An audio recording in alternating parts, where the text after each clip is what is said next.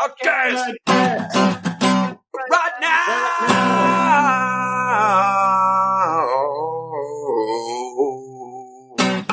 Hello, listeners, and welcome to Podcast Right Now. You're tuning into episode 182. This is April 11th, 2021. My name's John Michelle. On the pod this week, the panel, as you may have heard of, we got some good boys here. These are some good boys. These are some honest men. These are some well-adjusted men. We got Carl Jr. this episode, guys. I'm going to say it right now. Carl Jr. on the pod. Hello. Hello, hi. Stay in school, kids. Stay in school. Stay off that dirty smack. Stay away from the smack, because it smacks back. Also on the pod this week, he's an expensive dog. He's the $1,000 dog. Kevin, my boy, my main man. Greetings. Hello, how are you? I'm doing well. Whoa, you asked me how I was doing, and then you started talking as if to. Do you want to know how I'm doing, or? Yeah, I just wanted like one set of word response. Oh, 3 or 4 word response, and then I was going to say the next thing. I am doing well. You're doing well. Yeah. Sorry. I'll say it's not enough to stay in school. You should also join a sports team. Ooh, the extracurriculars. I've heard of those. Yeah. Yeah, Good. School's stupid, but they do get everybody in the same place, and then you can play games. So yeah. What do you think about these parents who refuse to vaccinate their children and then force them into like a homeschool scenario? What do you think about that? it sounds extreme to me. I mean, just the homeschooling part, I would already be kind of suspect of that parent. I don't know. There's probably some good ones. I shouldn't say that. Yeah. Many of our listeners could be homeschoolers. They might be at school right now at home listening to this. Yep. Someday with smallpox, with full-blown smallpox. I think one day school children are going to listen to this podcast in school one way or the other. Yeah, I agree. And I think there will be some technology that we haven't even thought of yet in 100 years that, given an audio file, it will create like a holographic video file just based on the sound waves. So it'll all like build backwards off of the wave file, and then from there show you the form of their their voice box and their larynx, and then back it all the way out on a DNA level to like what the person looked like and the facial expressions they were making while they said it. I mean, they have this video data too based on the stream, so they could probably just do that too. Yeah. Future's going to be lit. It's going to be lit out, bruh. Lit. On the podcast this week, we got some fun topics to unpack. I'm excited to be with these boys. Still no TV's Joe Gazzerro. We miss him. We think about him every week. I did have a chance to pop over and see the boy. So he is alive. He is well. He does miss the listeners as much as the listeners miss him. Some of the things. He gave all our cocks a tease today. It seemed like maybe he was going to be with us for the podcast, so it's coming soon. Yep. Yeah, he was in Dayton for God knows what. Yeah, probably an impromptu Limp Bizkit concert at a gas station. Over at the Sunoco in Dayton, Ohio. Yeah. Guess it wasn't that impromptu. They did print flyers. That's true. That's true. And then also no Super Shark this week, as he is currently on a podcast right now, timeout. So, imposed by me, and maybe we'll unpack that later. This episode, Carl's COVID-19 vaccine review. We gotta get the word. We gotta know how Carl dealt with all the changes going on a cellular level in his body. DMX died. We want to talk about that. I mean, obviously we have $1,000 dog, and we like to throw some barks out. DMX is no stranger to the impromptu workplace March Madness. What's up, Carl? I said, "Shut up, bird." We got workplace March Madness. Kevin has a situation there that we want to talk about. Who shot JG? As I mentioned a moment ago, I checked in with the man, the myth, the legend, and I want to report back to you guys. I mean, if we can't have him on, the next best thing we can do is, talk about what a radical man he is, what a cool guy he is. And then another topic, if we have time. I'm going to call this a topic if we have time. It's my renewed loss of faith in humanity. So, that's a big one. First of all, just how the hell is everybody feeling? How are you guys doing? How was your day? What have you been up to in the last 48? It's been a lazy weekend for me. Just kind of playing a lot of video games, watching baseball. There you go. Which is not a super exciting sport, but it's new. It still feels nice and fresh, and there have been some entertaining games. So it's been a good weekend. Good stuff. I was supposed to play golf today, and then that got rained out, so that was kind of gay. Yeah, that's about it. I don't think you're supposed to say gay like that, but that's fine. I also had a really good weekend. This was, this was a big weekend for me. So I hit my 100 miles on the bike this week, which that's my goal when weather is nice and I can get away with it. So that was really nice to see that on all my stats, and I'm feeling good and weighed myself and was happy about all that. My goal this month is absolutely like no fast food and then portion control. So not like a diet, but like just let's try to let's think about it, right? Like let's be kind of smart about what we're putting into the old taste hole there. That qualifies as a diet in my book. Well, I would say once you're thinking about it, that's enough, at least comparatively to what most people are doing, that I would call that a diet. Right. Because my whole thing is basically an experiment. It's like I want to see how low I can get my weight, without doing anything Christian Bale, the machinist level, insane. I'm not going to like starve myself or anything like that. I'm just talking about trying to create a calorie deficit.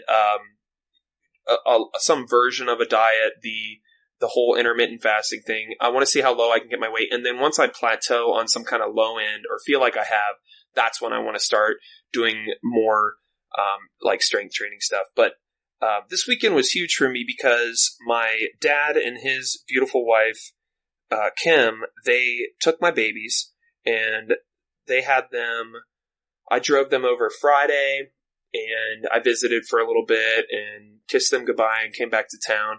And Friday night, I went back to the movie theater. It was the first time I went to a movie theater since, I think it was February or January of 2020. And I was a pig in shit, boys. I was just as happy as can be. You guys know I love the movie theater. I light up. I talk a lot during the movies. I love it so much. I'm not a fan of other humans. What's up, Carl? I said childlike in a good way. Yeah. I really have a good time. I like my full strength beers. I like the popping corns. I like the big giant screen. I like the shared experience with, all the other randos in the theater with me. But I want to walk you through this because, man, it was such a great night. So it was just me and wife, and we went and we got some dinner. We went to Time and Change up here in Westerville, Ohio. Would recommend, standard, bar food, pizza, wings, burgers, subs, stuff like that. We filled our guts. We had a couple full strength beers. Then we went over to Marcus Crosswood Theaters. And we chose that theater because I've chosen for this reason pre-pandemic many times. It's just less people there. It's not Easton Mall, right? Like it's not the big mall. It's not the AMC. It's not the Gateway on a Friday night. And I'm like a couple days away from being fully vaccinated. So I'm still kind of keeping an eye on it as far as like the masks and distancing and all that. Turned out to be like not a concern at all because we were in, damn near an IMAX size, theater, and there were 4 other people in there. We watched Godzilla versus Kong. My poor wife was beat. It was at 10 o'clock, so she fell asleep 20 minutes into the thing. But alone in my dream lounge recliner, I was having a ball. Like I was rooting for the monsters. The monsters were big. The monsters were loud. The movie wasn't bad, actually. I think it landed 75% on Rotten Tomatoes, and I'd seen all the past ones, and I just couldn't think of a better movie to re-enter the theater to see other than giant monsters, doing suplexes in downtown Tokyo. I had a great time. So that was my weekend. A weekend without kids, a taste of the old normal. Do you guys remember the old normal? Yeah. Kind of. Yeah. I think. I don't know. So it was a real, it was a real nice weekend. So you don't think Kong and Godzilla was a bad movie? No, I don't. I think it was.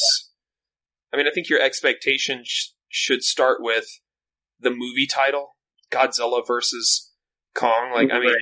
so, I mean, I didn't expect Oscar bait on this one.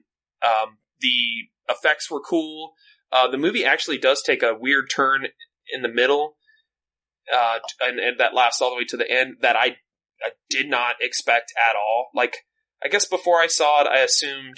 Are we spoiling? Is that okay? Do you guys... I think so. I mean, Yeah. I just thought this movie was not...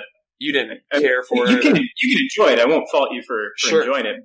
I think it was as bad as you should have expected based on the title. Go away now if you don't want to hear spoilers. Well, Unless you yeah. spoil. Let's. I'll We just- can I kinda mean, get into this. yeah, I mean... I started The Wire. That's my weekend. I'm on vacation, video games, and I started The Wire. If There you anyone go. wants to play Master Chief Collection, let me know. Yeah, you kind of surprised me with that text message. I was like, oh, Carl wants to kill some Covenant. I think I could maybe be interested in that. So I'm still down. it didn't work out that Okay, night. cool. Yeah. Good.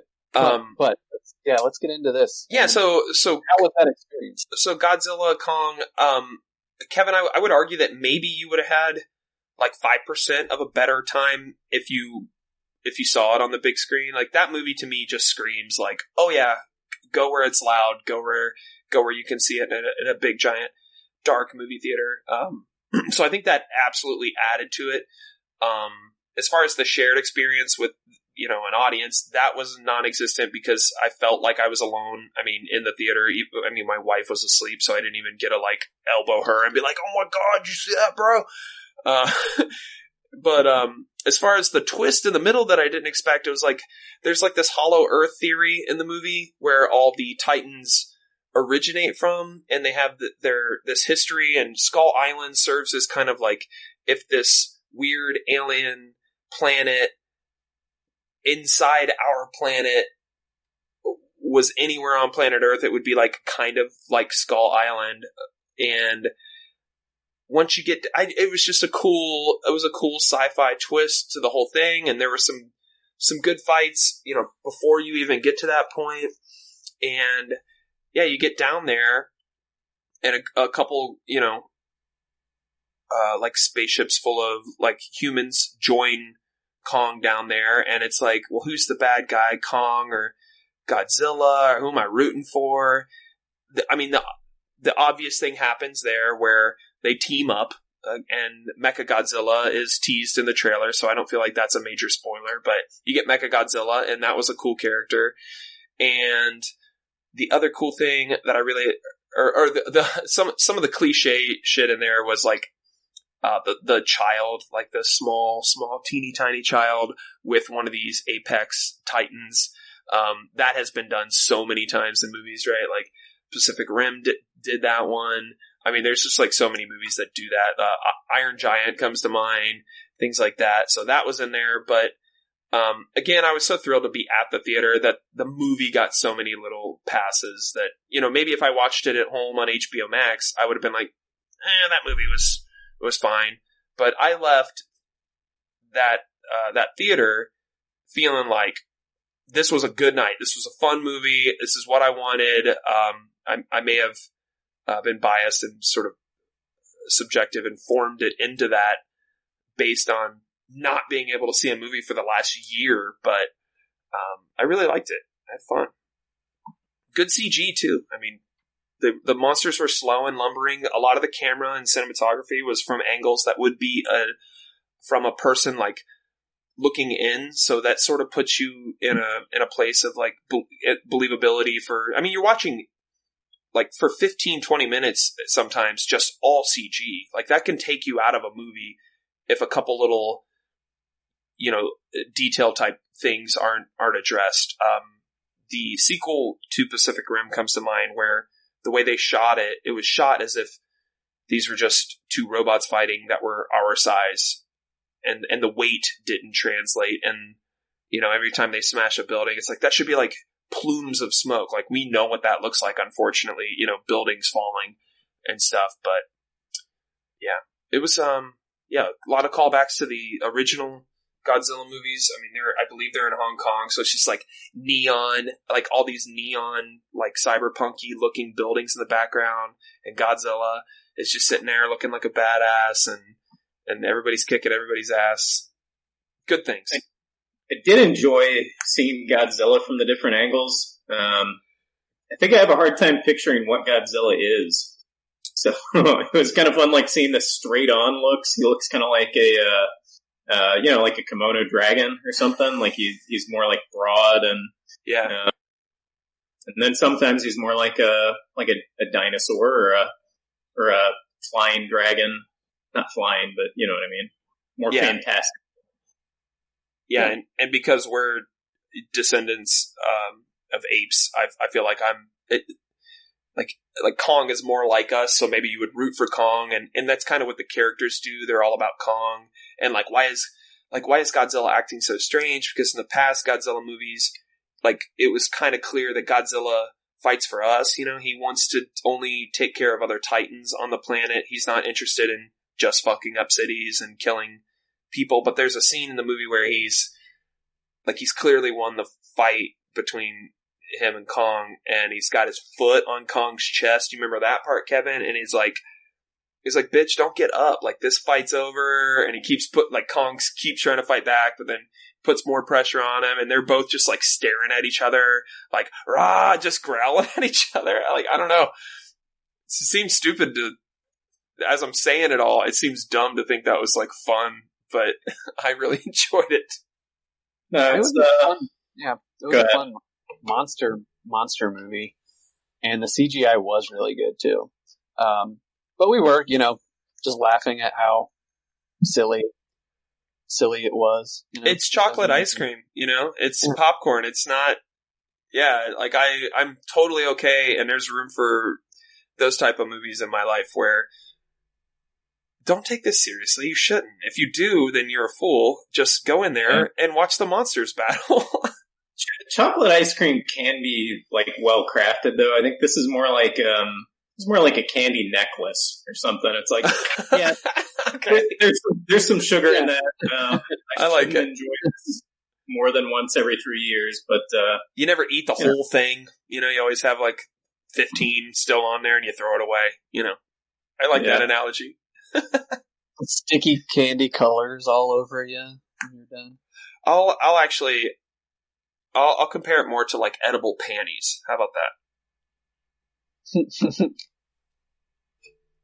Just for no reason other than I wanted to bring up edible panties, I guess. Okay. I don't really have a way edible panties, though, you can go an entire lifetime without ever crossing paths with edible panties. This is true, and I have so far.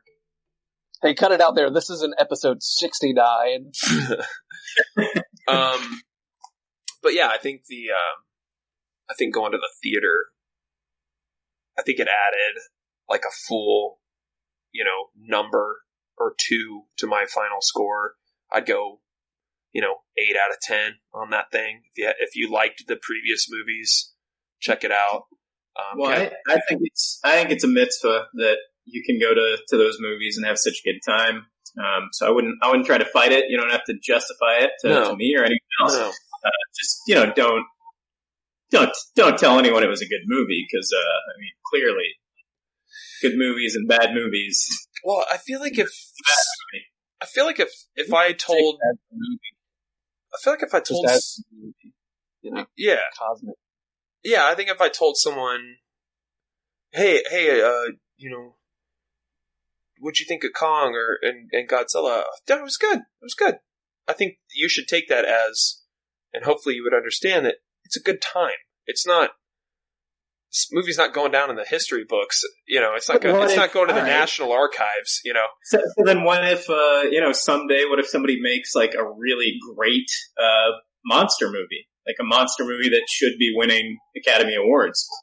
Impossible because of the Academy. They would never allow a giant monster movie to win any award outside of best CGI, sound design, maybe a score.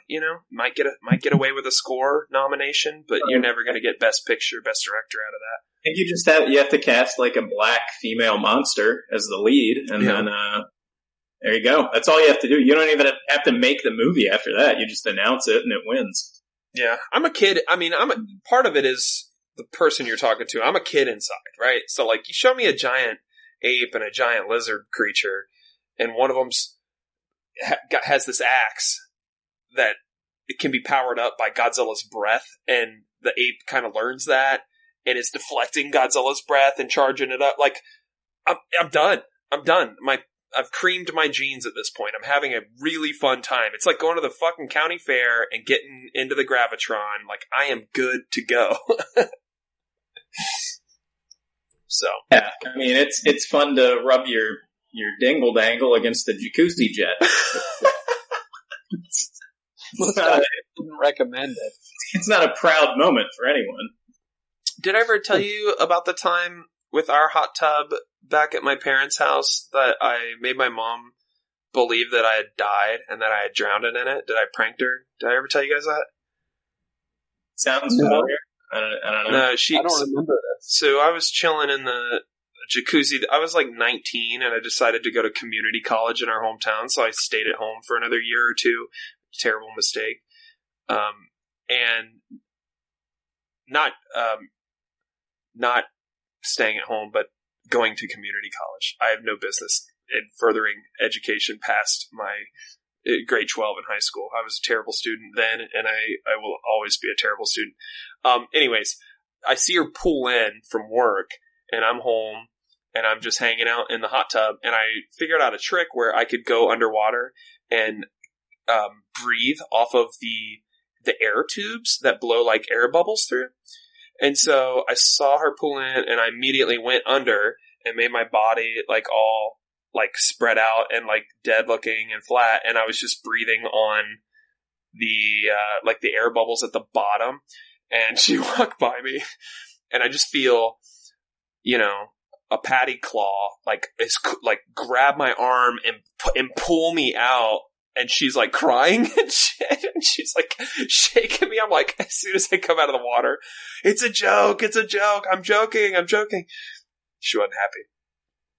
She started crying in just that amount of time. Well, there was a time earlier in my life where I had fake blood, which when I was a kid, when I discovered that you could buy fake blood, like, I had a lot of fun. A lot of people got pranked, but I put it all over my wrists. And then I ran into the kitchen when she was making dinner. I was probably like 14 or something. And I was just like, I showed her my wrist. I was just like, Mom, oh my God, Mom, what do I do? And as soon as I saw the look on her face, I like changed gears. I was like, it's a joke. This is fake blood. You believe this immediately. And then she slapped me really hard right in the face. Poor Patrish. It's a dark prank. I don't know. She called him the N-word a few times. I think they're even. This is true. She called our friend Rod a thieving masturbator because he lost his keys in my house, and he was like checking around, and she saw him. She's like, "Are you trying to steal from our house while masturbating?" she was half right. Yeah. How you been, Carl, man? What'd you do this weekend? Did you get to spend some time with your lady and stuff, or? Yeah, we've been watching, I started The Wire. I'm like, McNulty. 3 episodes into that. Yeah, it's decent. That's, early Idris Elba, right? What's that? Early Idris Elba? Isn't that, is it that was before he was mainstream famous, yeah, I think. It was like his early kind of entry show. I love that guy. It's good shit. Been doing that. I got got my vax a few days ago, but that predates the weekend. Well, let's get into that. Carl's vaccine review. Carl, I hope you survived this thing. I'm to understand that tens of thousands of people have died from the COVID vaccine. Have you heard this? Have you been on Reddit? I don't know that that's true. No, I don't believe it's true either. I got the Johnson & Johnson, the one shot. Nice. I think both you guys did, right? Yeah. I did. Did you guys do the drive-through shots? Negative. I went in and they sat me down. Yeah, I went to the fairgrounds and did I sought out the Johnson & Johnson, so I got cool. what I got. I waited in a digital queue for like an hour to make an appointment, and then made my appointment and drove down there. You know, they had like two big long car lines going into this giant. You know, what's the thing called there where they have concerts and stuff there at the fairgrounds? Whatever the hell it is, it's like a big hangar or something. Okay. So I drive in there, and they're doing, I forget what the other one was. I think it was the Pfizer. They might have been doing them all, but there were different lines, and they would take your info and then tell you which line to go into. And I remember looking up, and like all of the other lines were filled, and she was like, "That's the Johnson & Johnson lane right there, lane 2." I just drove past everyone, and I got the shot, and they had us sit in the parking lot for 15 minutes, and if you felt anything like extreme, you were to honk your horn and flash your lights. Yeah. There were paramedics out there in the parking lot. And I went home, and I felt pretty good, until a few hours later, and then I started to feel like a little patch on my face got kind of like inflamed for a little bit. Okay. And then I felt all these, like, the flu-like symptoms kind of gradually came on. That thing went away. I just, like, left it alone. Yeah. But there was a weird little swollen patch of skin on my face as the symptoms set in. And for like 18 hours, I felt like shit. Felt like the worst flu that I ever had. No shit. Yeah. And did you get a fever? I didn't really check. I didn't feel fever, but I did have bouts of chills a couple of times. Did you puke or diarrhea? Did you puke or diarrhea or anything? None of that. I felt a little nauseous yesterday. Okay. For a little while, but that was like the last of it. And throughout it all, the arm was the last thing to stop hurting. That, I think that's normal. Like, it was just sore for a few days, and I kept working it. But for like 18 hours, it was a shit show. I felt like garbage, aches everywhere. It was like a bad flu minus the sneezing and coughing. So, like, when you say feel terrible, do you mean like you just hung out in bed and just kind of like watch much. TV and just try to wait it out? Yeah. Okay. I slept for a lot of it. Like, I slept a lot. Okay. Terrible. Yeah.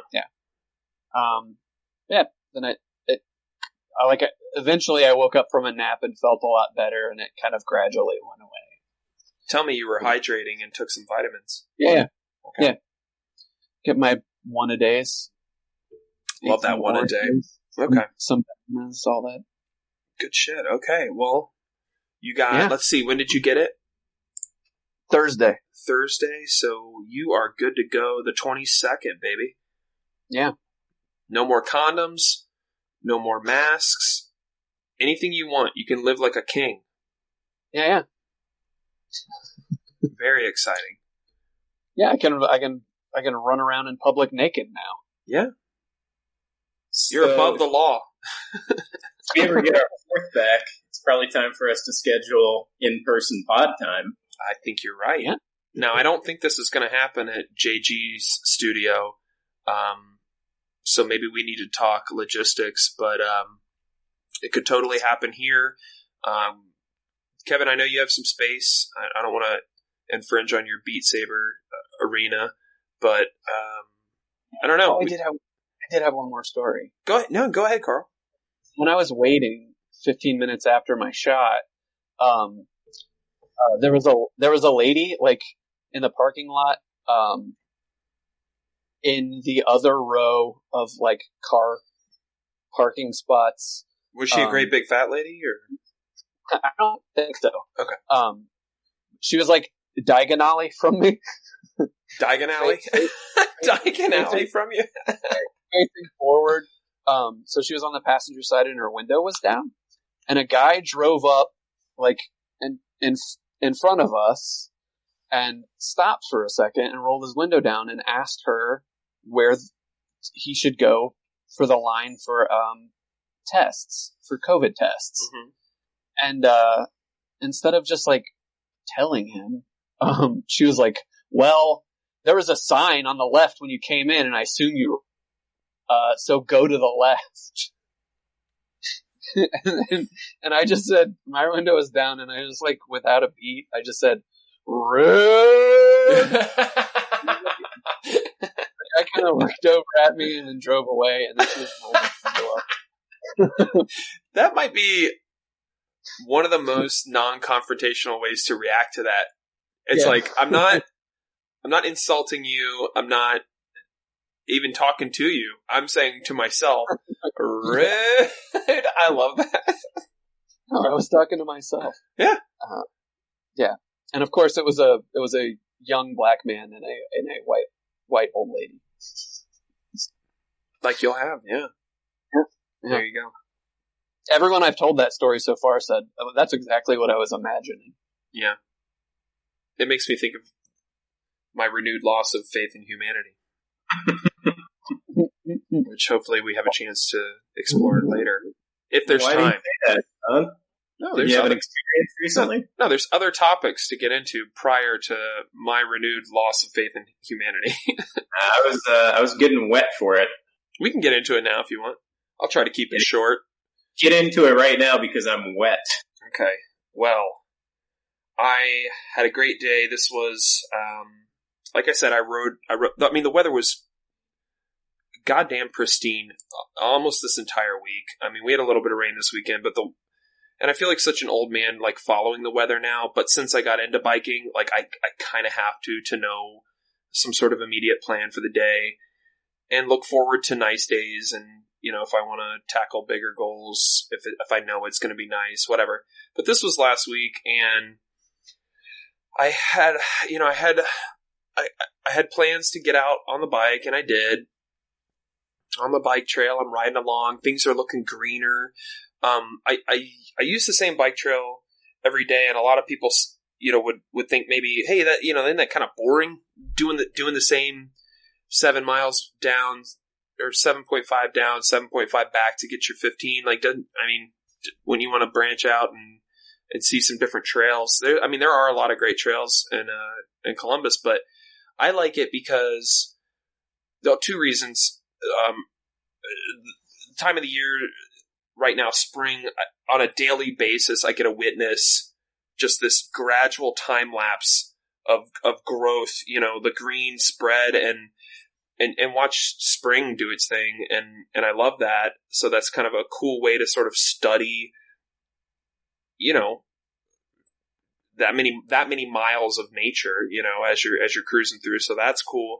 The other one is I like to challenge myself on the ride and tackle different segments of the trail. I've talked about it on past episodes where I use this app Strava, and I can choose one segment to target. So the whole ride is just to get to that segment, whether it's on my way out or on my way back, and say, this was my time last time I did it.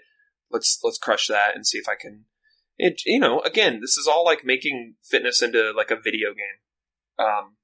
And so that's the other reason I don't mind doing the same trail all the time. But anyways, I'm on Alum Creek Trail. I'm doing my thing.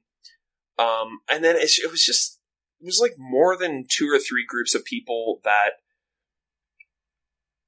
they were with their kids, or they were in big groups, you know, like younger, like 20s type people, or like, there was a big family, and it just happened like 3 or 4 times where I basically had to like, I do my call out, like, you know, hey, heads up, passing on your left, you know, well in advance, I shout that out. And then they they don't move, and then like it's the whole trail, like 2 lanes of a trail. The trail is probably like an actual like driving lane wide. Like a car can go on all of these trail. It's not a tight trail, you know. And I'm not the only biker out there. So is every biker experiencing this? Whatever. I don't know. And I absolutely don't want to be like a dick about it, you know, but at the same time, when I do a shout out, hey, passing on your left, you know, and nothing happens, and then I have to slow down all the way down, and I don't care about my times and stuff. Like, if I'm on my segment or whatever, that's all secondary to not running a kid over or not hitting someone's dog, you know what I mean? Like, that would be bad if I did that, you know, whipping around a curve going, you know, 15, 20 miles per hour on my bike. That would be really bad. I would not want that to happen. But I get a vibe from some of these groups of people that like, they don't actually give a fuck, or like I'm the bad guy for being on something faster than their tennis shoes and I want to get by them or something. It's like, and I get the same thing. And this actually carries into the whole day experience. So there was all that. It happened a few times where I had to just like completely stop and then ride my bike off the trail to get around. And so that happened like definitely like 3 times on the trail. And I was just throw some fucking cement down and build bike pass lanes where you can. It's unnecessary. I mean, there's have to on these trails. No, and there's signage everywhere that says "Be courteous, share the trail." You know what I mean? Like, and Carl, there's also, just like a road, there are dotted and solid lines down the center of the trail, so that if you're walking, stay in the right lane, and then the left lane, just like the highway, is a passing lane. You know, I mean, it all has been designed. It's just, it depends on everyone following, you know, sort of an understanding, you know. And so all that happened, whatever. Not the first time, won't be the last time, whatever. I'm happy to be out on the trails. That's not wrecking my day. And then I get to a couple segments, further that are, like off of a park or just out in the wilderness, whatever. And I'm, it's the amount of, litter and garbage that I see along the trail. And then I mean, if you do the same trail every day, like, you know where the littery spots are, and then you get to this point where, like, you start studying, like, well, what kind of trash is it? And it's all the worst type of trash, like, just garbage, like junk food, like shit you would be embarrassed to eat around people. And then I just imagine people like, oh, I'm done with these, you know, whatever, chili ranch Doritos. I'm just gonna like throw it down on the ground. So, I mean, it's beautiful. Like, it's such a cool thing that we have access to all this public land, right? Like this, you know, these trails and parks and all that stuff. I think it's so great. And I see the garbage, and I do the Native American, you know, 1 tear gently rolls down the cheek, and so there's that, and then as I'm seeing this, I'm like, well, you can feel bad about this, or maybe get your fat ass out here one day with a bag, and you pick it up, you know, and then you could fix the trail and be proud of that, and I might do that, and I think that was like a positive kind of takeaway from that. Is like, you know, like if you don't like people doing this, come out here, and it would take you an hour to clear this whole area of trash, and then you don't have to see it on your rides anymore, and you appreciate the parks. You know, I mean, obviously my taxes go into maintaining these parks and trails and all that, but maybe maybe I should take care of it. Not ride one day, but go hike and drive to the worst spots, get out, spend an hour just picking up bullshit. Go ahead, Kevin. You could also go out one day and just set up traps, teach some lessons, you know, and then it won't get dirty again. Yeah. Teach a man to fish, he'll not litter. You got it. If you litter on a fish, that fish will be littered on for one day. Teach a fish how to litter, and that fish will start a garden. I don't know. Yeah, I think you got it. But anyways. Leave one fish outside, it's litter, you hatch the fish inside. So if a fish in the barrel is we're 2 in the woods. Yeah.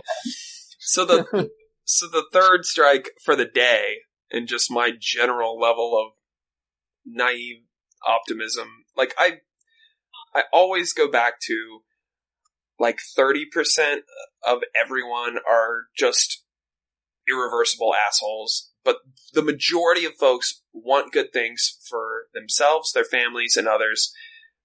And now I'm leaning more towards, it's more of like an 80-20, like 80% of people are trash people and 20% of people are like, what is going on with all the litter? You know what I mean? The third one was I was driving down 45 mile per hour, picking up my daughter after all this riding, and a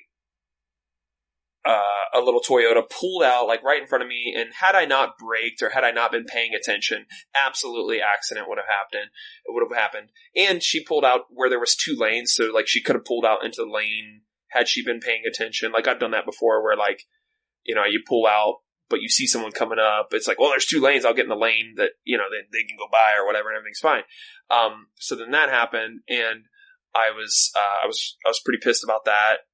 And, you know, it was just, it was all of those things happening inside of 2 hours that I was like, man, you know, God bless your heart, John, for having so much belief in just your fellow brothers and sisters of planet Earth, you know, like, or I mean, just my city, my community, you know, like I believe that people don't want to be. I summed it up to like this to my brother. There's like 3 levels. There's being a total asshole and not giving a shit who knows it, being an asshole, and then at least having like the courtesy of like, if I'm going to do some asshole activity, I don't want, like, I would be embarrassed if someone saw me doing this asshole activity. So like if I want to litter or something like that, like if no one's around, I'll do it. I'll litter. But if someone's around me, I absolutely won't litter. You know what I mean? And then there's the third level, which I believe I live in, where it is, I want to be accountable for myself and my actions. And I want to not only that, but like, model that behavior to other people. So just general, like say hellos and the bro nod and putting garbage in your pockets and waving to folks in the neighborhood. I mean, am I Mr. Rogers? Am I completely fucking delusional? Or you mean pick up garbage on the ground and place it in your pockets, not just go out with garbage in your pockets?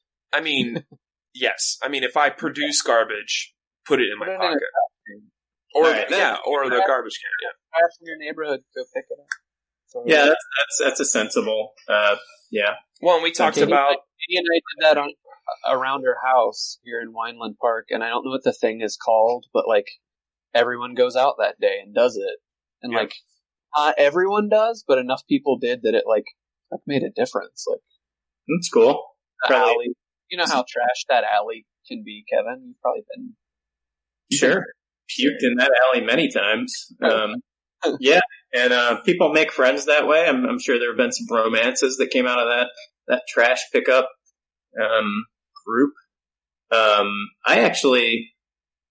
don't litter. I wanted to say like I never litter, and then I thought about it. I've got a sort of semi-littering story from tonight. Ooh, let's hear it. So I went to get I got Indian takeout food tonight, and so I pulled up and we got drinks with dinner, some of the yogurt, lassi drinks, whatever.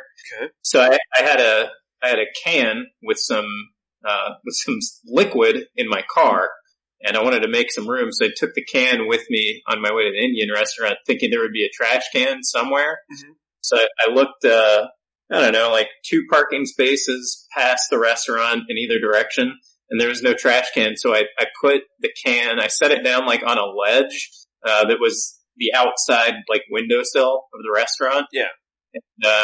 And I just kind of let it, you know, I let that be its resting place for tonight until someone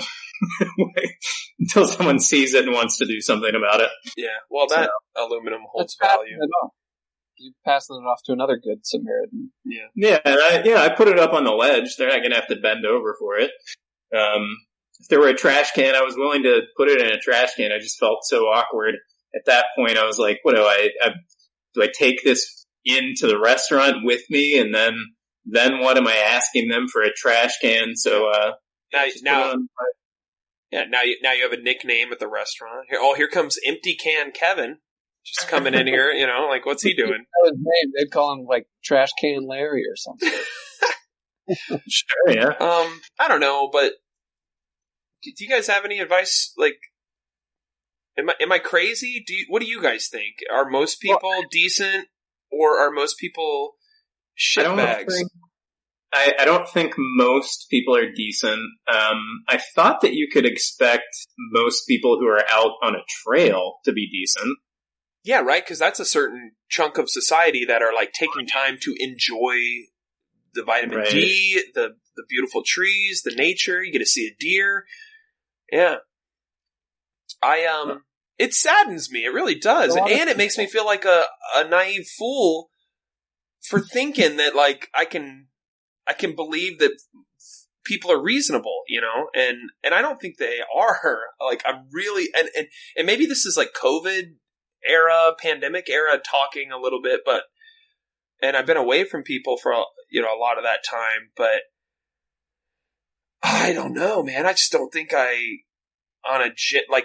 a random person and just be like, and, study them. And I'm pretty sure they might be a dick, And I'm like dangerously optimistic, and I've always described myself as like kind of like just dangerously optimistic. That thinks Godzilla versus Kong is a good movie. Yeah, you got it. Yeah, and I was having this conversation with my brother about the types of douche that you can do, where it's the absolutely don't care. Or don't care unless someone's looking, or somebody reasonable. And I left that conversation with him, where it's like, well, okay, so that's what's going on. Do you let it change your behavior? And the answer is no. You stick to your guns, and you continue to hold a door, make an effort to throw that can away, even if you tried, for a block or two and it didn't work out and you ended up putting it on a ledge, but you thought about it and you really made an effort. You know what I mean? Like, I'm not stopping. You know what I mean? I'm not gonna join their team is what I'm saying. And I don't think anyone should, but it's just so funny where we live in a society where, and Jordan Peterson comes to mind, where you want to bitch and moan about every single politician, yet you're the dick nose out there on a nature trail, putting your Dorito bag just right down on, some cute little bunny's habitat. That's all. And I'm not a hippie, man. I shower. I don't fucking like 311 or, Jerry Garcia. You know what I mean? I hate sandals. I'm not that dude, like all the environment, man. I eat meat. You know what I mean? I'm saying I'm not like a perfect person, but I expect courtesy out of, that's what a society is. At its core, that's what a society is. If we're going to do this thing, then let's actually fucking do it and not be ridiculous. Yeah, and if you're trying to be a part of it, and like let's just say you have like a construction business, fucking dump your shit where it should be dumped. Don't come to the alley in Wineland Park and fucking dump your toilets and all your fucking used materials on the street. Yeah. They dumped toilets? There was just a toilet. Like, nobody wanted to try to grab the toilet and throw it. But they didn't like away. So it was just like up against. We got everything else, but it was just like a toilet up against the. But they didn't like come back from a job site with 3 full porta potties and just turn them upside down in the back of the alley. Okay. No. But get the fuck out of here. Go do that. You need to do that. You got the money to do it, you fucking capitalist. Yeah. I think I'm just gonna pick the trash up. I think next time I have 2 or 3 or 4 hours, I'm gonna do my same ride, but I'll make a goal to stop my bike every time I see a piece of trash, and I'm going to load as many trash bags as it takes, and I think that'll be I think that's how I'll beat it. And then, but here's what's going to suck is in 2 weeks will go by, and then it'll be fucked again. You know, you kind of have to count on people. No, you got to set the traps, man. You got to go out there with a baseball bat and some lessons. I'm the trash guardian. Yeah. No, I think you should go ride, do your full ride, get the trash bags. I bet you can get on the Channel 6 News, do a story about you. Local man rides up and down the bike path and picks up trash as an inspiration to all of us. You guys, you use the Reddit app. There was a guy who was live streaming his garbage pickups. He had one of the grabbers and a bucket, and he was just getting shit done. And it was fun because he had his camera mounted that was doing this live stream to Reddit, mounted on the grabber. So like he's picking up everything he sees. I don't know where he is. I don't know, but I tuned in and I watched it a couple times. And he was the most positive guy.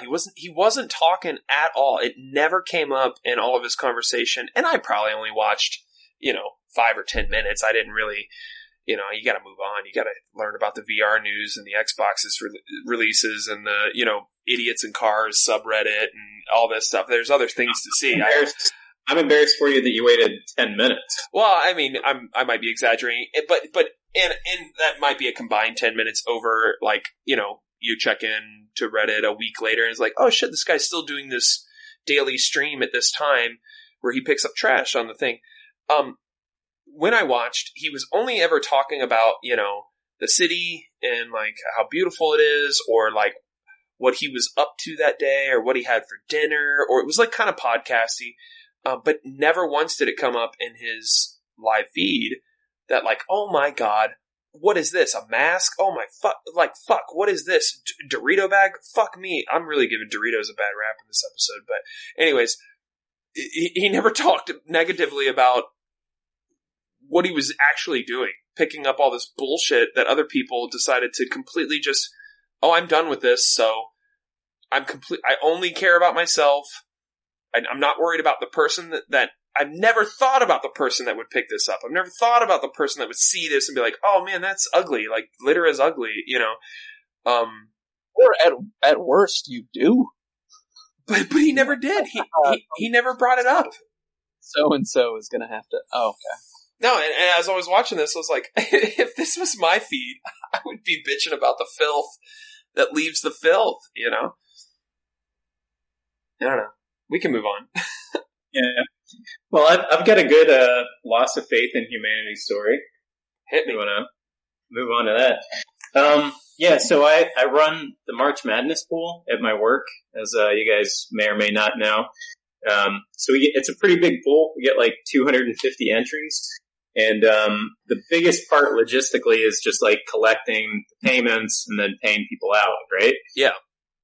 So we do it on CBS, and if anyone listening has any experience, I only bring that up because their website really sucks. Like the network, CBS? Yeah, it's cbssports.com. Okay. And it's just kind of like grandfathered in because it's a legacy pool. This guy like used to run it, that he worked there, and then he like died unexpectedly and all this stuff. So it's like I can't, so I'm on CBS and the website sucks. Yeah. So, so it's always kind of weird, like navigating how much of a dick to be in the workplace about that kind of thing, because the website doesn't have any infrastructure for this is a paid thing. Everybody knows it's $10 to enter and there's prize money and all that stuff. But the website is just, if you're in, you can just keep kind of entering brackets, and there's not really any good way to sort of police that or to like keep good. And then you have 250 entries to collect, and the bracket releases like on a Sunday, and then everything's due by Thursday. So your other option might be like, all right, well, I need money, before the thing starts, or I'm going to delete all the brackets that don't have money. Fair. But then you kind of see, like, you sound like a dick to a certain percent of the people, right? So you try to find like some kind of balance. You don't want to be too uptight. At the same time, you hope you can expect that everyone's going to like pay for their entry. Yeah. So yeah, this last week was kind of my wrapping up, sending emails out to a few people who hadn't paid for their entries. And I had one interaction with a coworker that I thought was pretty uninspiring, along the same lines as what you're talking about. So this guy entered super early. Like, he was one of the first people that I got money from. But he just entered once and sent me money for one entry. And then at some point he entered again. So I'm looking at all my records and I'm emailing people. So I emailed him. I say, hey, I showed 2 entries for you in this year's pool, but I only received $10. If this is correct, could you send the other $10? Thanks. That's thanks with an exclamation point. So I'm trying to keep things friendly. Things light. Yeah. By the way, thanks with an exclamation point is it's on the same level as like a smiley face emoji. You know what I mean? Like, that's thanks. Yeah, thanks. We're friends. Thanks, buddy. Yeah. So so he writes back, hey Kevin, I should have only had one entered this year. Not sure how a second one was entered. Sorry about that. Thanks, with a comma. No exclamation point, just a comma on his thanks. And this is like the one area where maybe I would like to hear his side of this part. Like, how did you accidentally enter a second time? It's not easy. You have to pick 63 games and then enter a tiebreaker score and then click save on the, like, you can't do this accidentally. Out of 250 entries, you're the only one claiming that this somehow happened, was not a legitimate entry, right? Mm-hmm. So I'm pretty sure that this is just like no, you didn't. It's not an oversight. Yeah, this was not an accident. Yeah. But whatever. Okay, so that was a couple days. No. I'll give you one. Maybe he was thinking about it and filled one out, and then accidentally, like, he's just computer illiterate. And well, they weren't identical brackets, though, right, Kevin? Right. So then he arranged a second bracket, then submitted it. So it's not like a misclick. Maybe he got there and he was like, I don't want to enter that bracket in, and thought it was deleted, or maybe one overwrote the other one or something. I got you. He's like, he doesn't know what he's doing, and he accidentally pushed it through. So I'll go for the situation where maybe he thought that when he did the second one that it would like overwrite the first one. I would go for that story maybe, but I'm not hearing anything from him. Yeah. So anyway, the last interaction was, he said, oh yeah, I should have only had one. Not sure how the second one happened. Sorry about that. Thanks. No exclamation point. So I write back. I write back. Hi. Yep. One had Gonzaga winning and the other had Ohio State. Not a huge deal, but are you saying you would have refused prize money if the second bracket had won? Thanks. And now I'm using a comma. No more exclamation point on my thing. That ship has sailed, yeah. Yeah. This more commas for you. This is the question that everyone needs to be asking, right? I don't know how obvious this is to people who aren't like super into gambling or pools or whatever it is, but like, I mean, this is a very fundamental ethical thing. If you're not going to pay me for that bracket, we have to be in a world where this bracket won. I came to you and said, hey, you won the pool. Here's $1,200. And you said, oh, sorry, that was a mistake. Like, in order for it to be okay for you to do this, of course, that has to be the case, right? Yes. That reminds me of something someone did, but I don't want to bring up who, but it was a poker game where he guaranteed the whole time that he had the money. Oh, right, yeah. And then he went ahead and said, like, no, I never had the money. Shout out Dusty Willoughby. You know, we should really make an effort to bring him up on every episode. Our dead friend that we miss dearly. I love that guy. I hope he hears this podcast somewhere. So we should start doing. They have podcasts in hell. Heaven. I said heaven. I meant to say heaven. I'm sorry, Carol. Go on, Kevin. So yeah, I asked him the $64,000 question. Would you have accepted prize money? Just no response. to that email. So that was a couple days ago. And then I did one last kind of burst earlier this week. So I wrote to him again. I said, hey, from our last communication, it's funny, this is all like workplace, lingo too. And you're all working, by the way, too, right? Like you're all on the clock. What's up? Sort of private emails, right? Yeah. I just mean, it's still both of our work email addresses, and you kind of do all the like, hey, as per my last email.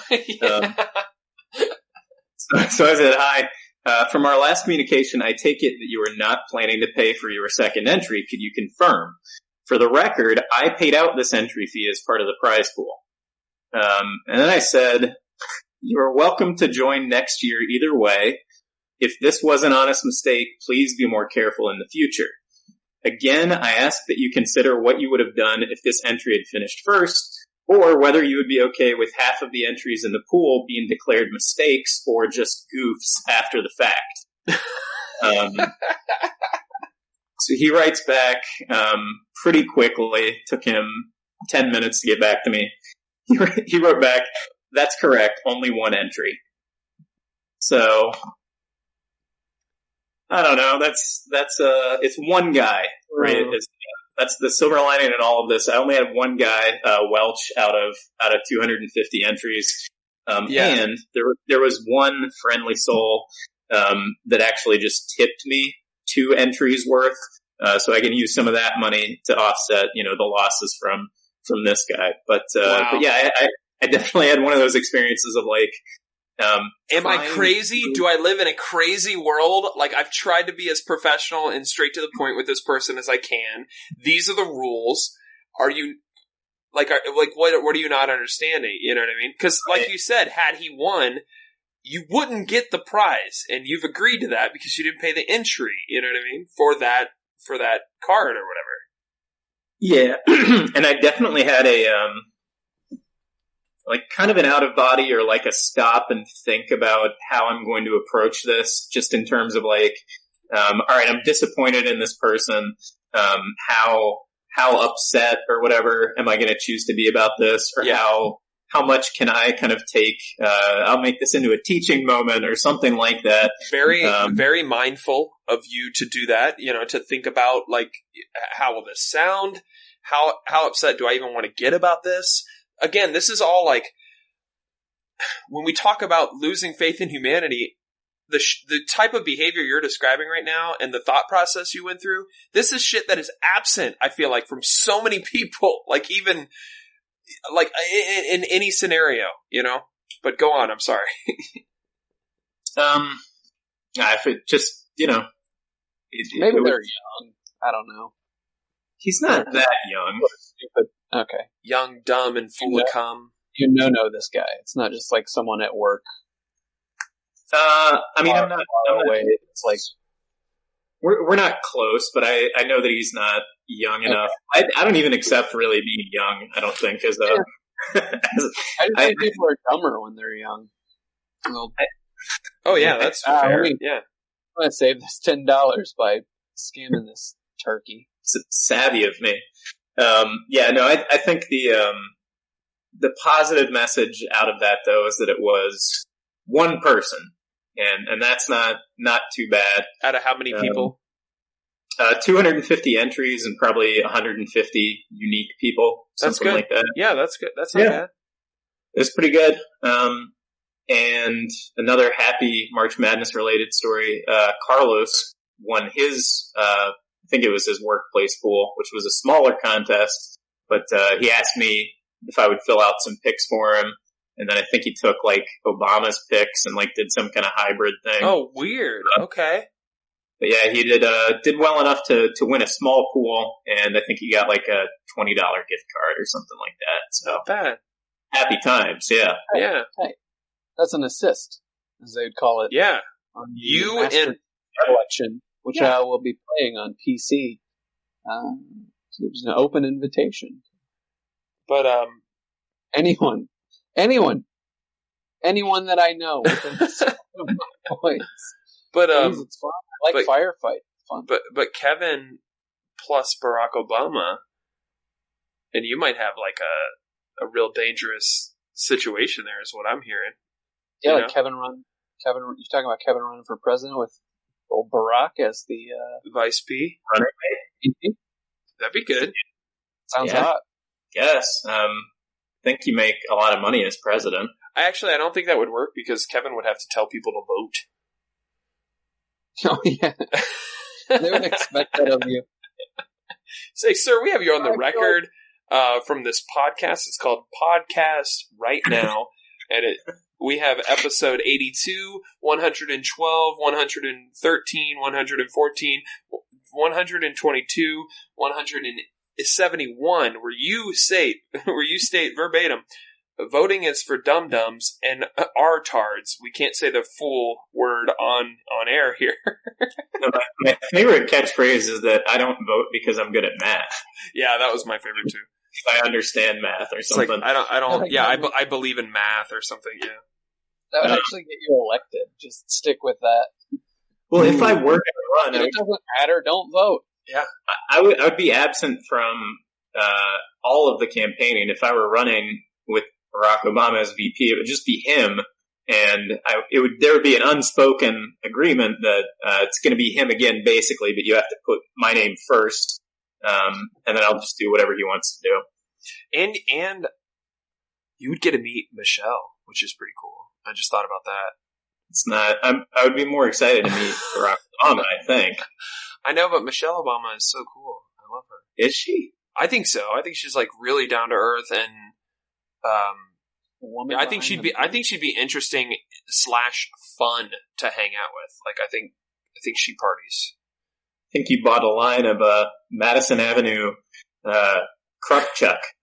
Oh no, or something. I don't know what word I wanted. I gotta grab a beard. Man, there's a woman that's put up with a lot of bullshit. Yeah. I'm gonna grab a beer real quick. I promise to be quick.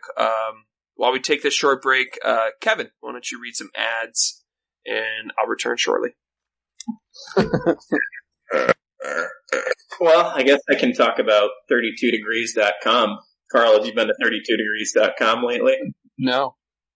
Well, they're having their spring sale. Everything on the website is under $20. So there's a lot of styles for men and a lot of styles for women. I like their stretchy and breathable t-shirts, which they now have in an air mesh 2-pack. You can get those in white or black. You can get a traditional t-shirt cut or an undershirt of a wife beater, as we used to call them. I also like their underpants. They've unseated MeUndies as my favorite underpants. And here's they come in at $6 per pair versus upwards of $25 you would pay at MeUndies.com. So promo code's no longer valid on MeUndies. And 32 Degrees, you don't even need a promo code because everything's super cheap every day, and all orders over $32 ship free in the U.S. God damn. Mm-hmm. Better than MeUndies, huh? Almost as good as MeUndies, and I just like how cheap everything is. I like how simple, and it's all got a really good athletic, stretchy feel to it, which is important to me in a t-shirt and an underpant. How old is your oldest pair of these underwear? Probably a year and a half. Okay. So you've been on this for a while. Yeah. I really like. They're my favorite clothing company for sure. Maybe my favorite company. Period. Oh. Right. The stretchiness in a t-shirt is maybe the cause that I want to be most known for when I'm gone.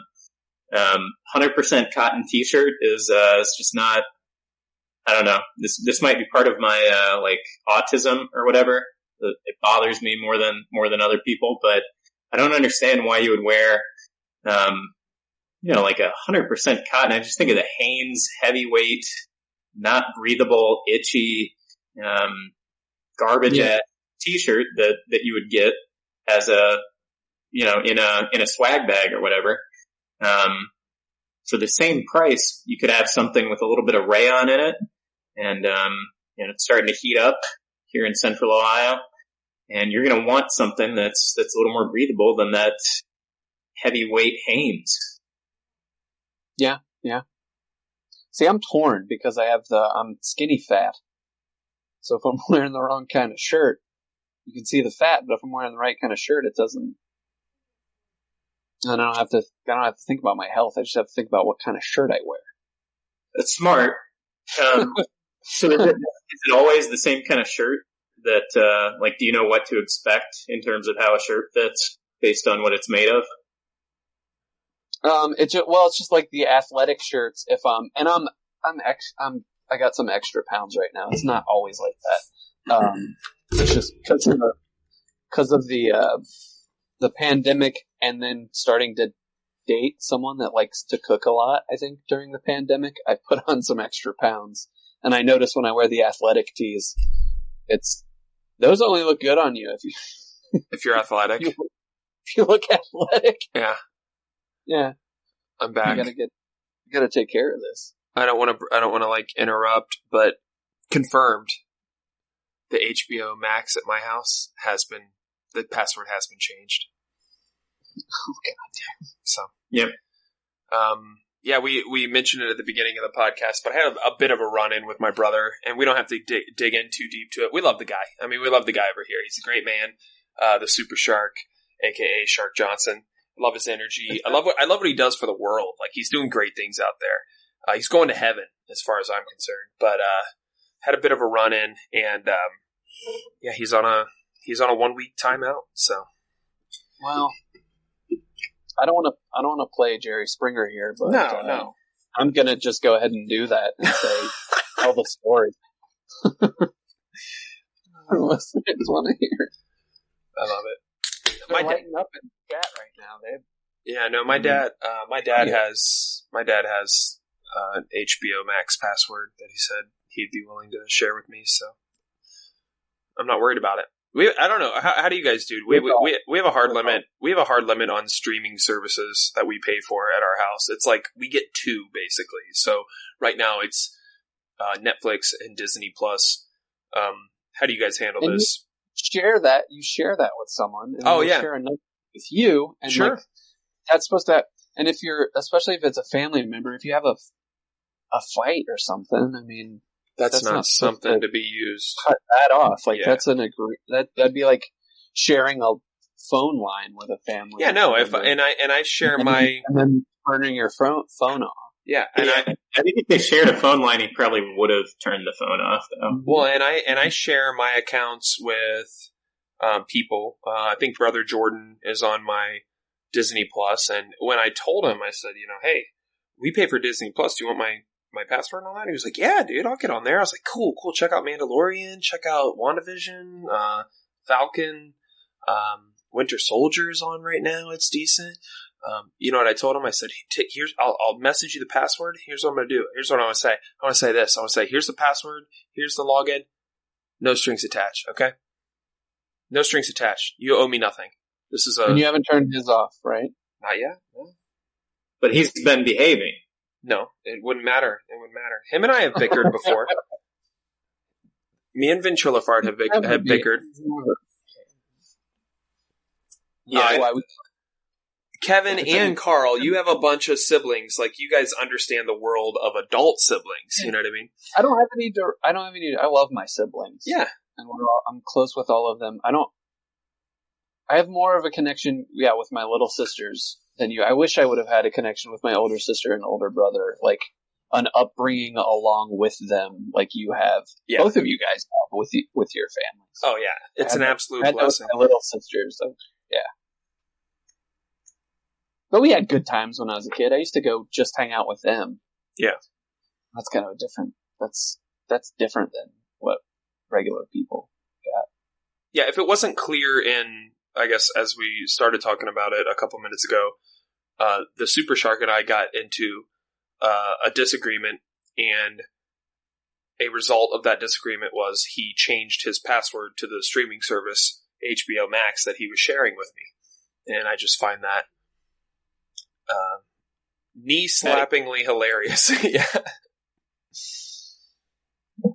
But anyways, moving on. DMX died, guys. X will no longer bring it to you. Complicated life. So Kevin, I haven't been following this. He was in a coma. Is where we kind of started on this. Like, can we kind of timeline this out from all of our information as we report on it for our podcast?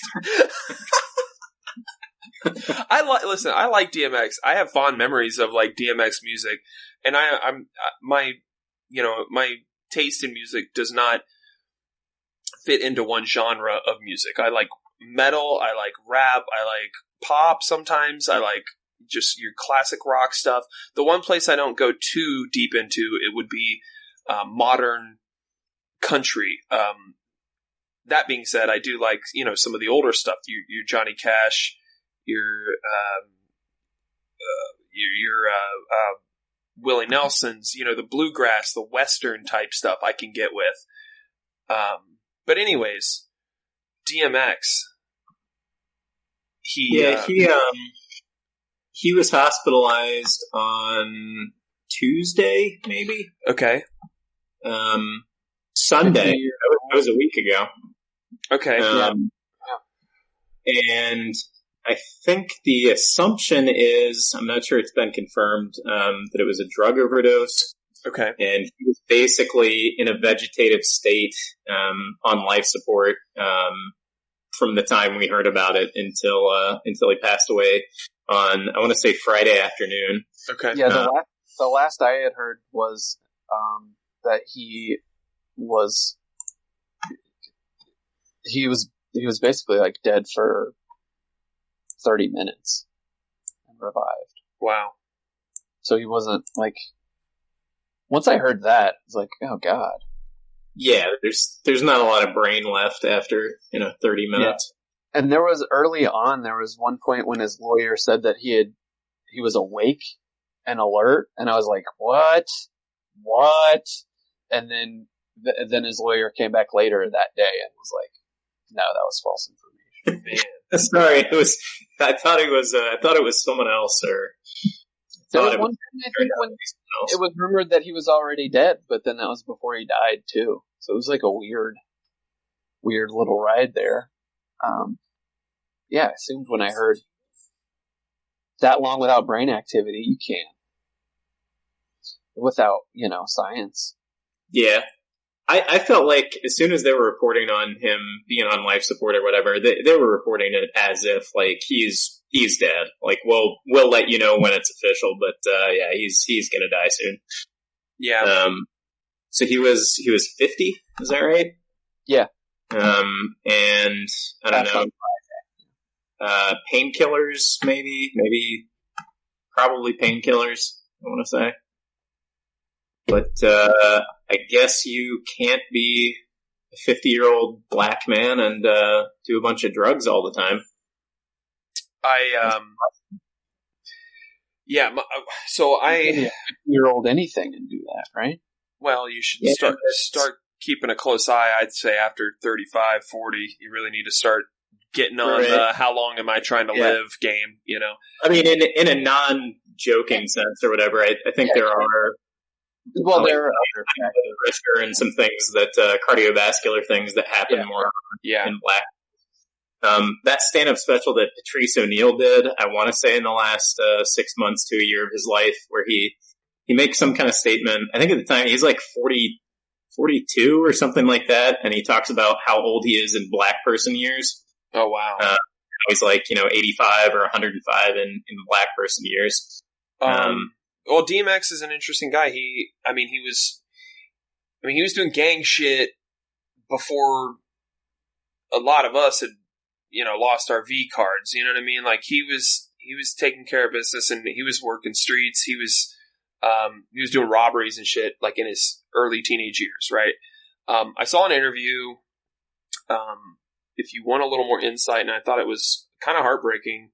It's you can look it up on YouTube. It's People's Party with Talib Kweli, and this is the YouTube channel is Up Rocks with 2 X's video is where I saw this, and I don't know if it came up on my YouTube feed or Instagram or whatever, but basically he told the story of how he was tricked into smoking crack at the age of 14 So he was at the time hanging out with a 30-year-old, kind of gangbanger, beatboxer, lyricist, interested in music, and basically where the reason we get DMX, okay, as far as his music is concerned, he was hanging out with this guy, and they were getting together and recording, and basically DMX was like doing like beatboxes and making beats and things like this,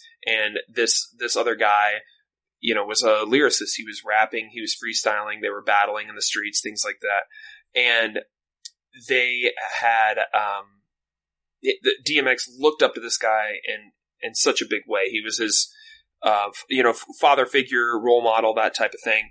Very important to him at the time. And he, one day they were getting together to goof around with music. And this is, again, what I'm sort of paraphrasing from the interview. They were getting together to, goof around and do some music and record and whatever. And this guy told him, you always beatbox. You need to write some lyrics and you need to start rhyming and let me beatbox. Let's flip it up. And so he did. And that was the first time DMX wrote a verse, wrote some bars, and started to rap and put some lyrics down, unlocking or at least encouraging the beginning of the talent that is, that artist. And basically the same year, this guy and DMX and some other guys that they ran with, they did a robbery. They went back to this guy's apartment and they were partying and celebrating, and money was being tossed around. And this guy who DMX looked up to so much,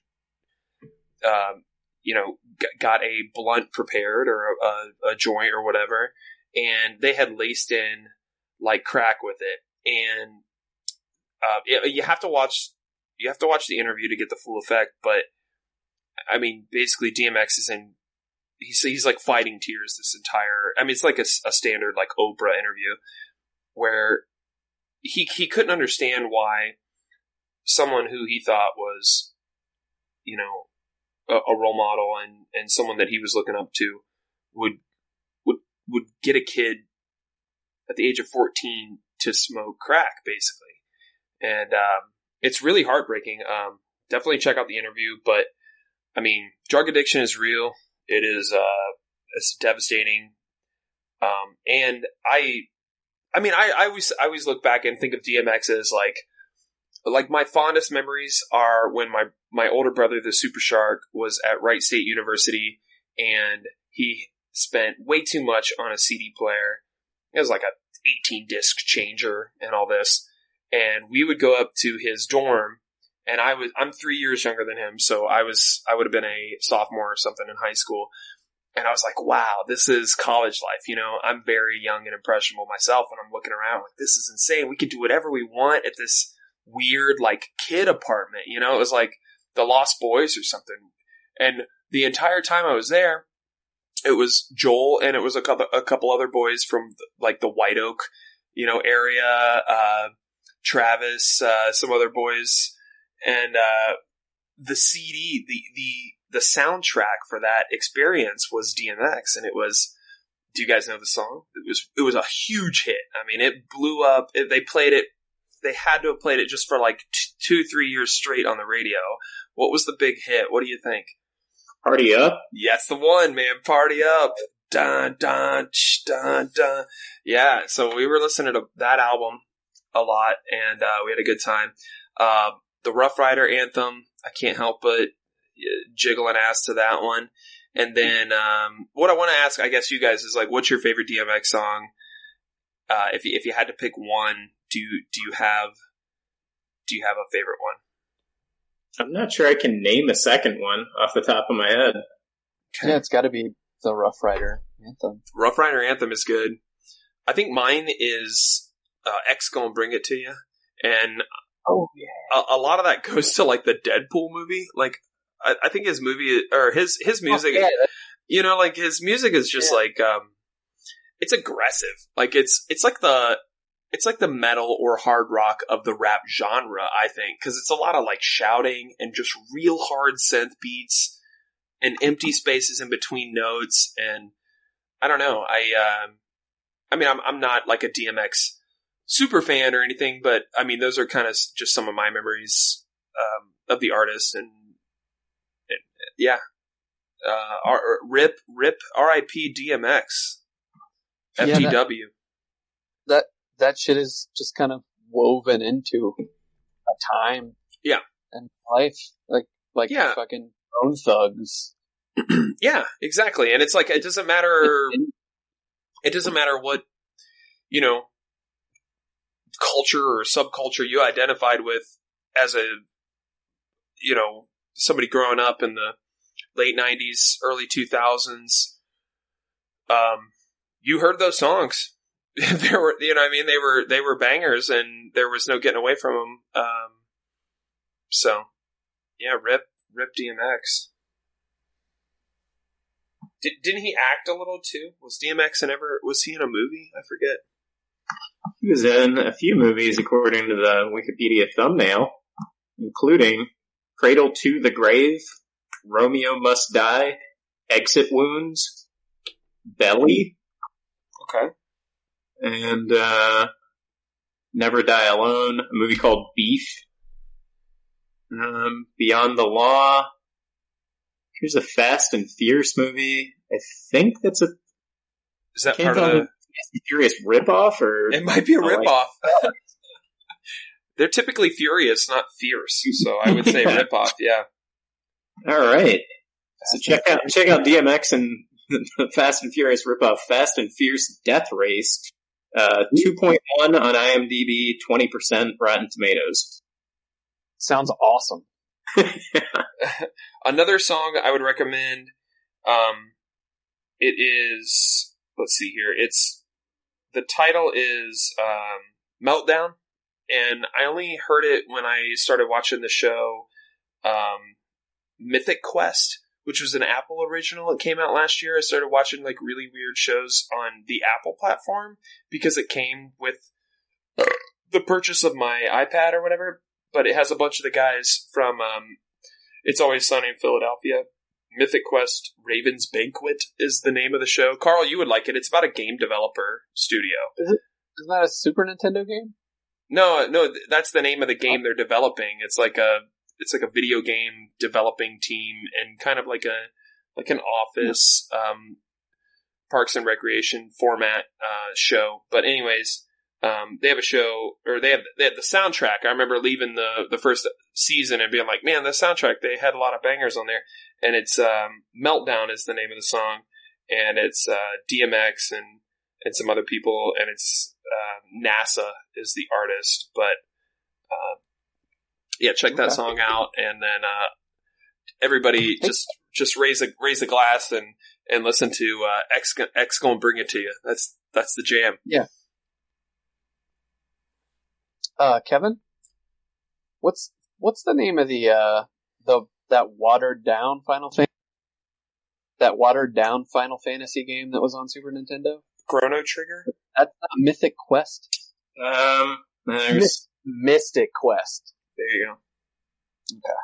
I think that's what it was called. But Carl, that show, by the way, I mean, it's got Mac. He's like the main kind of Gabe Newell type character, like the main developer.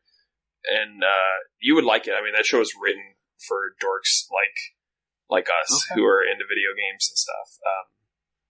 It reminds me of Grandma's Boy. Remember Grandma's Boy? That was about video game development. Yeah. Subtle, like in the background, kind of, yeah. But yeah, DMX, he will be missed.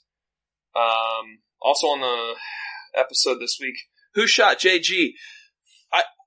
I checked in with our boy.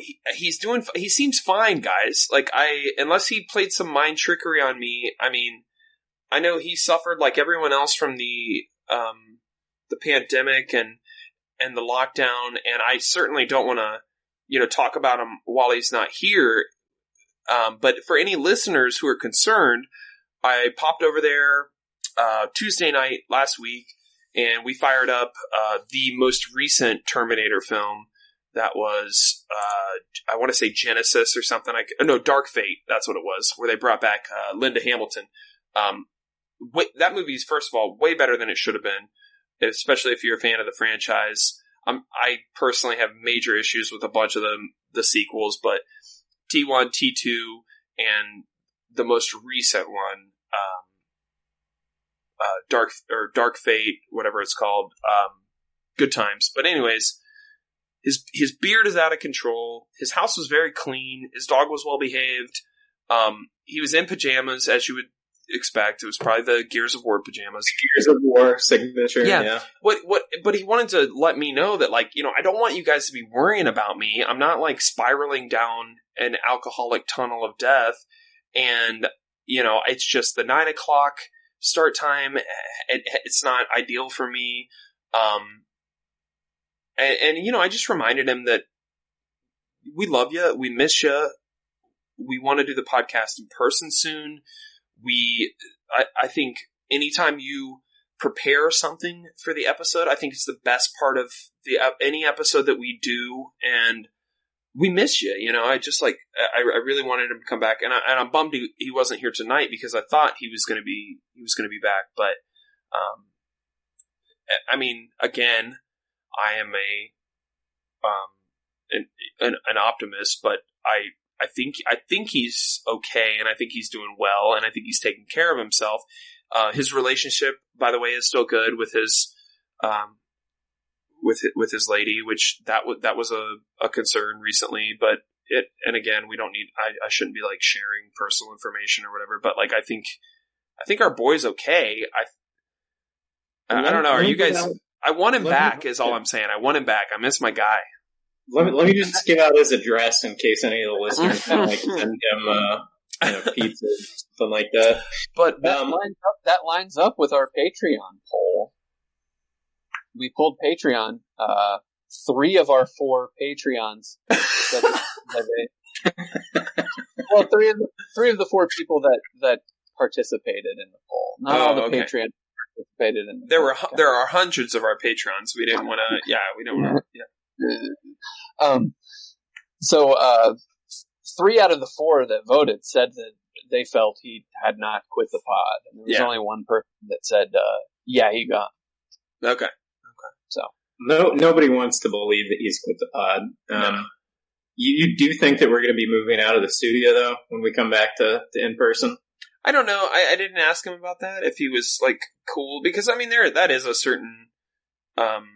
It's kind of having the gear in your dining room set up through the week. I'm not saying he's hosting dinner parties twice a week or anything like that, but I got a travel bag for that now. Yeah, it's you can tear it all down too. That's a thing we can do, but I just didn't know. I didn't ask, so I don't know if he's into reviving Studio JG, but I just miss him and I want him back, and I just wanted anyone. I guess what I was trying to get across was I think he will be back, and I don't think if that's your favorite guy on the pod, fear not. I think he's going to mix right back in. I think we might have to adjust our time when we do the podcast live on Sundays, and I think I was concerned. I don't know. I don't want to talk shit on him, but are you out of the podcast? Are you just okay generally in life? That kind of shit. I think he'll be all right. Yeah. Well, let's figure it out. Let's figure out where it's going to be and schedule some face-to-face pod time. It's going to be weird. It is going to be weird. Hopefully we get better during this time, and maybe we'll be able to build on some of kind of the muscles that we exercise, just trying to figure out the give and take through the webcam. But I think there's something that's just totally different about being up in person, and I think it's going to make us better. So I'm looking forward to being back wherever we end up. Yeah, and we could. I'm sorry, Carl. So basically, it's like with doing this online, and I'm sure you've heard this from other podcasts, but like it's tricky with the delay in the audio, right? Like just finding a natural groove to a conversation. So we appreciate anyone who is listening to this for sticking around, and we hope you're having fun with the pod, and we want it to be good. And that being said, it is what it is, and we don't, we're not gonna. Or go ahead, Carl. We could still retain some of this and make it better too. Like we could all bring a laptop and we could make it work that way and our own mic so that we don't have to leave any shit anywhere. True. This sounds pretty good. Yeah. But I think that's our pod for this week. And as I mentioned before, we hope you're having fun with it, Episode 200 is coming right up, and that's when we're going to decide if we want to keep this thing going or put it in a shallow grave in the middle of the woods and walk away as the full moon is behind us. Super Shark is on a 1-week timeout, so if you enjoyed having him on the last couple episodes, you're going to have to wait. He will not be on next episode as well, and as the 1 week started today. He's a good man with a big heart, but he's got some shit to figure out. As for me, I'm feeling great. I love doing this with you guys. Thanks for being here tonight, and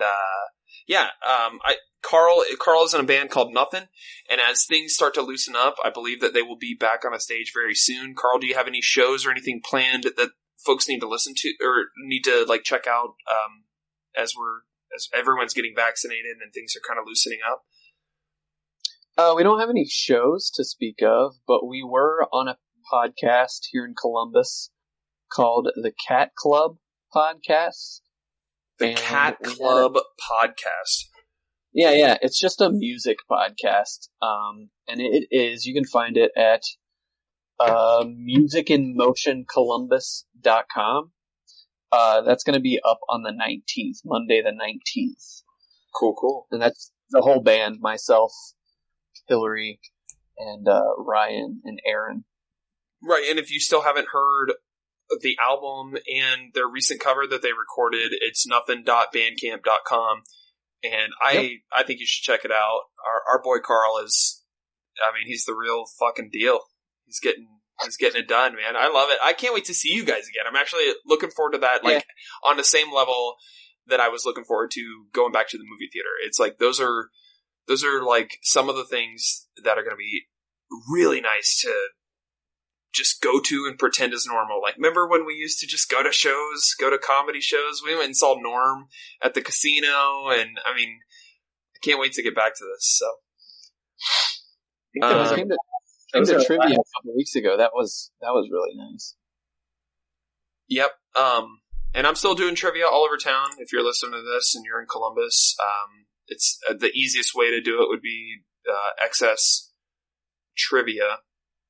Give that a Google search and look up your boy, and you'll see a full list of my weekly shows here in Columbus, Ohio. Really excited about Ace of Cups on the 19th specifically because my dad and my brother are going to come out. So, come hang out with us. My sister will be there too. She's coming in from Colorado. So should be good times. Maybe you guys come. I'm no pressure. Kevin, Carl, could be awesome. Carl, I think you'll be basically vaccinated by then. So, I consider myself fully vaccinated. I'm not even, counting days. Yeah, forget it. I still wear a mask when I go out in public because other people don't know. I don't want to make anyone nervous while I'm littering on the windowsill. But I'm done thinking about it, I think. Yeah, it's weird feeling, is it not? Have you thought about this? Yeah, I think I said, one of my first reactions was I felt a little bit sheepish or cucked or something. Just that, oh, okay. How easily you went along with the whole system. Right, yeah. Right. Oh, stay home? Okay. Yes, sir. Yeah. which wasn't that hard to sell for me anyway.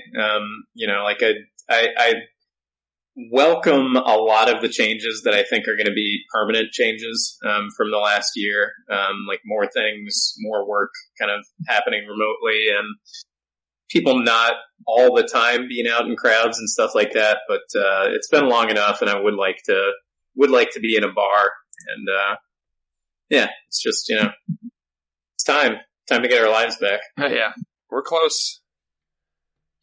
Carl, any parting words before we shut this mother effer down? No, just be safe, stay positive. Yep. Wave to your neighbors. Leave no trace. Would you say cut some tracks? Not just leave no trace. Pick up some trash. If somebody else left a trace, yeah. Erase. And I think and that's what I think. It's like if I learned anything from that conversation, and I mean, I was thinking about that as it was happening, was like, do we bitch about things, or are they things we can change, right? Like, why not, instead of complaining about it on a podcast, go take a garbage bag out there and do something about it. So, good things. I don't know. Just be fucking mindful. I love you guys. Kevin, pay for both your March Madness entries. Think about what it would mean for you to put it out into the world that you weren't going to pay for half of your March Madness entries. I love it. Awesome. Well, we'll see you guys later. Thanks for tuning in. Look forward to another episode in a week. Farewell. Bye-bye. A podcast right now. I tried to line it up that time. Did it work? Was I lined up with anybody? I don't know. I just do it.